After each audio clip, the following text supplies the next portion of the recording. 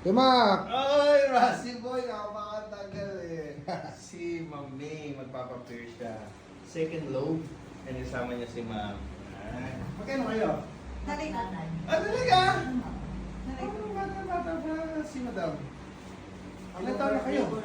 February 1st. Aquarius kayo? Aquarius. Ito. Ako na. Aquarius yun, di ba? February. Para ako. Kasi next na Aquarius, Pisces. Hmm. Magka-birdman pala tayo. So punta lang kayo dito, pwede tayo tattoo erasure, kanina, piercing, tattoo. Kahit mga advice sa love life, pwede rin na. Yan pala. Aray ka. Timak! Oy, ang tagal eh. Ito si Ma'am May, bali nagpa-pierce siya. Kumusta naman po? Hindi siya masakit. Hindi masakit. Actually, talagang parang sinasabi niya ng kagat lang ng Kagat. laga. Totoo pala yun. Kasi depende kasi ang pag-pierce pag magang yung kamay. So yun, maraming salamat po kasama. Next time, ano naman, tattoo naman.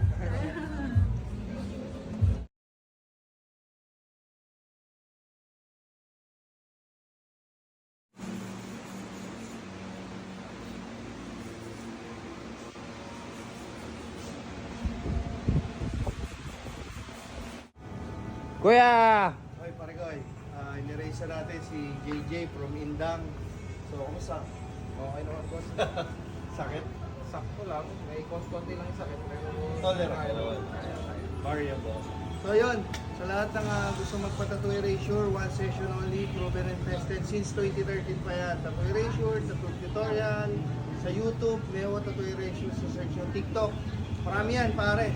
Kaya na natin ginagawa yan. So, naka-upload lahat yan. Leo, second account, Chris Mark Manipod, Leo TV. So, yun. Kasi nakita niya lang din sa ano, di ba? Facebook. So, always market, advertise, post. Kita niyo naman, profit down. Ilang oras dahil? sa Maykit. Sa Maykit. Wala pa traffic yun, no?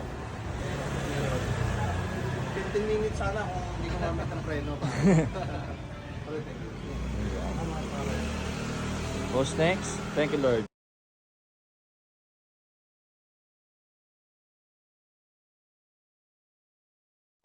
Oy! Second client natin, tattoo erasure. Kanina from Indang, siya from Awit. Ito Awit. Yan, no? One session only. Pare mo nalaman yung tattoo erasure natin. Nanonood po sa Manonood ka na, matagal na, no? Kaskas demojo pa dati. Yun? Yung erasure kasi natin pare, 30. 2013. Nilabas ko siya sa public ng 2050? Hindi. Nag-trending siya 2020 nung pinagbawal sa mga military. Yun. Pati sa pagja-Japan, lahat bawal. Oh, sa Ewan ko bansa. ba't pinagbabawal nila yung tattoo eh. Hindi naman nakakasira ng ano yan, di ba? Nakaka-strong pa nga yan eh. Yan pare. Si Troy, no? Troy, yung mga tattoo rin siya. Sumali siya ng event. Anong name ng artist mo? Si January. Janner, ganda ng gawa ni Janner. Sali lang yung sali. And, ito ba ako papa-erase niya rin. Ngayon na, hindi po. Exercise. So sa lahat ng gusto mong patato, punta lang dito shop natin, 24/7, Nara Street, Relay 3, Imus. Cavite. Iyon, thank you Lord. 24/7. And, Who's next? okay, Parigoy. Ito si Miko, nagpatato erasure siya. Saan mo gamitin bro? Work? Sa work. So yun, grabe. Shout out. Kaya pag nagpapatato kayo, think before you ink kasi mahirap. Magbabayad ka, masasaktan ka, may erase lang, no? So dapat sure kayo bago kayo magpatato. So yun, si Troy, sinumahan siya. So 24/7 tayo.